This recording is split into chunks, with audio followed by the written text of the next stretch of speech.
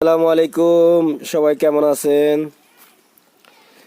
সবাই গরু ছাগল কিনতেছে কুরবানির জন্য, কিন্তু এই কুরবানির 10 দিন আগে আমাদের জুনাইদ দেখুন ছাগল কিনছে পোষার জন্য। আর কেউ লালন পালন করবে ছাগল ছানাটা। এটা দেড় মাসের বাচ্চা কিনছিল, 1.5-2 মাসের বাচ্চা কিনছিল, আর 10 দিন হয়েছে ও কিনছে। তো এখন জুনাইদ কি খাওয়াচ্ছ ওকে? আম গাছের পাতা খাওয়াচ্ছে। আর ছাগলটা মেয়ে ছাগল, তোর ইচ্ছা আর কি, এটা লালন পালন করে এটা বাচ্চা দেবে।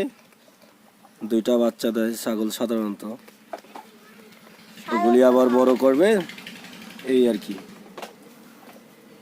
এই যে জুনাইদ মিয়ার ছাগল। আর এটার দাম নিচ্ছে খুব একটা বেশি না, 3,500 টাকা। 3,500 টাকাতে এই বাচ্চাটা